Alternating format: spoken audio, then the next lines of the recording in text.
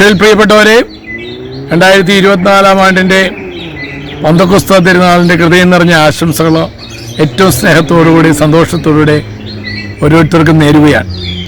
ഇനി കേൾക്കാനിടയാവുന്ന ഓരോരുത്തരിലേക്കും പരിശുദ്ധാത്മാവിൻ്റെ നവാഭിഷേകം സാധ്യമാകട്ടെ എന്ന് ആഗ്രഹിച്ചു പ്രാർത്ഥിക്കുന്നു.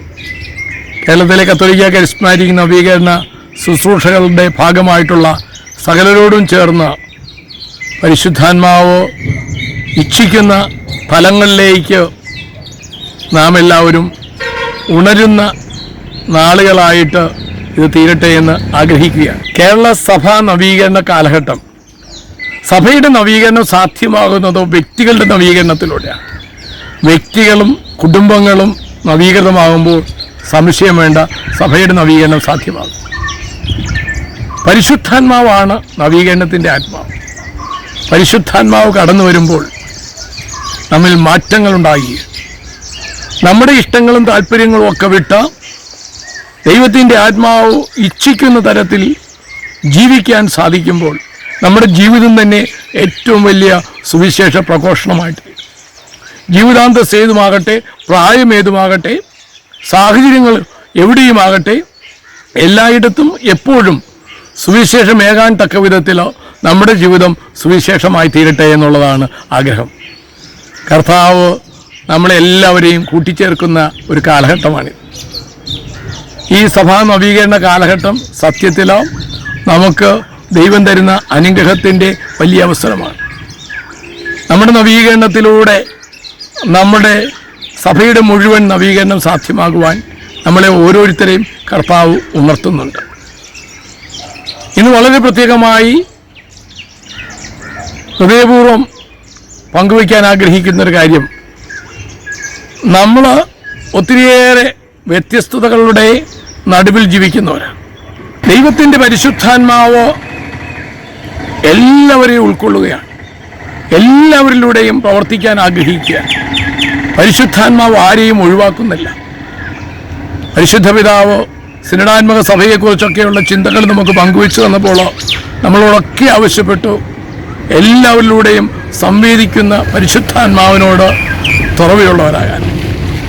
ആരിലൂടെയും ദൈവത്തിൻ്റെ ആത്മാവിന് നമ്മളോട് സംസാരിക്കാം, എന്തിലൂടെയും ദൈവത്തിൻ്റെ ആത്മാവിന് സംവേദിക്കാം.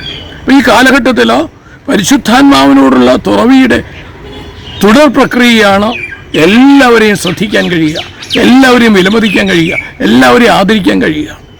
അതുപോലെ തന്നെയാണ് നമ്മൾ എവിടെയാണെങ്കിലും എന്താണെങ്കിലും എങ്ങനെയാണെങ്കിലും അവിടെയൊക്കെ ആത്മപൂരിതമായ ഒരു ജീവിതം നയിക്കുന്നതിലൂടെ പരിശുദ്ധാത്മാവിനെ സകലർക്കും പകർന്നു കൊടുക്കാൻ സാധിക്കുക.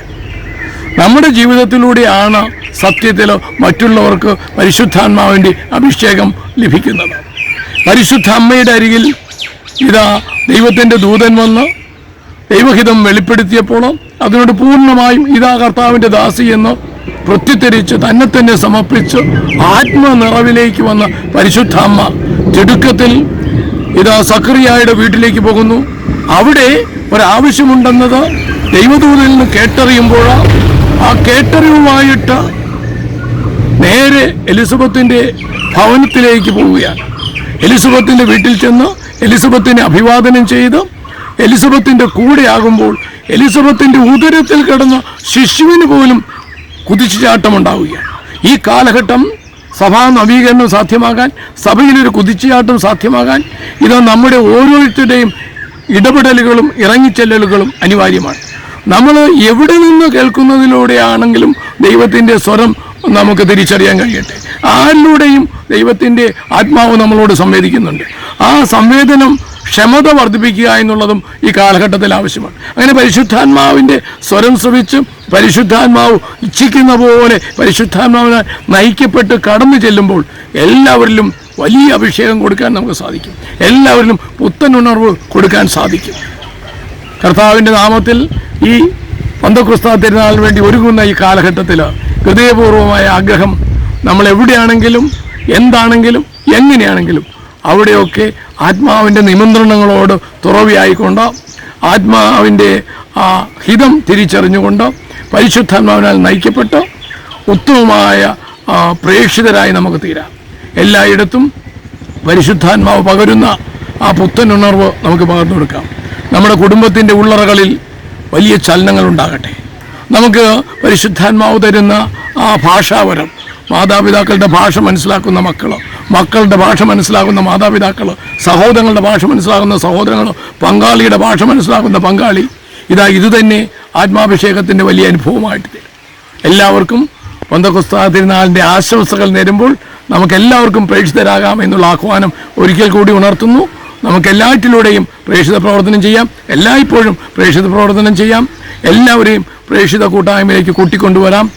നമുക്ക് ദൈവത്തിൻ്റെ ആത്മാവിൻ്റെ പുത്തൻ അഭിഷേകം തരുവാൻ അവിടുന്ന് ഈ അവസരം വിനിയോഗിക്കട്ടെ. കർത്താവായ ഈശോയെ, നിൻ്റെ നാമത്തിൽ നിൻ്റെ ആത്മാവിനായി ഞങ്ങൾ ദാഹിച്ചു പ്രാർത്ഥിക്കുന്നു. ചോദിക്കുന്നവർക്ക് എത്രയോ കൂടുതലായി അതെ നിൻ്റെ ആത്മാവിൻ്റെ വലിയ അഭിഷേകം ഞങ്ങൾക്ക് എല്ലാവർക്കും നൽകണമേ. ഞങ്ങളെല്ലാവരും ആത്മപൂരിതരായി ഞങ്ങൾ ഏത് തൊഴിൽ ചെയ്താലും ഏത് സ്ഥലത്തായാലും എല്ലായ്പ്പോഴും നിൻ്റെ ആത്മാവിൻ്റെ നിബന്ധനകൾ സ്വീകരിച്ചുകൊണ്ടും നിൻ്റെ ആത്മാവിൻ്റെ ചൈതന്യത്താൽ പൂരിതരായിക്കൊണ്ടും സുവിശേഷവാഹകരായി തീരട്ടെ, സുവിശേഷമേകുന്നവരായി തീരട്ടെ, പ്രേക്ഷിതരായി തീരട്ടെ.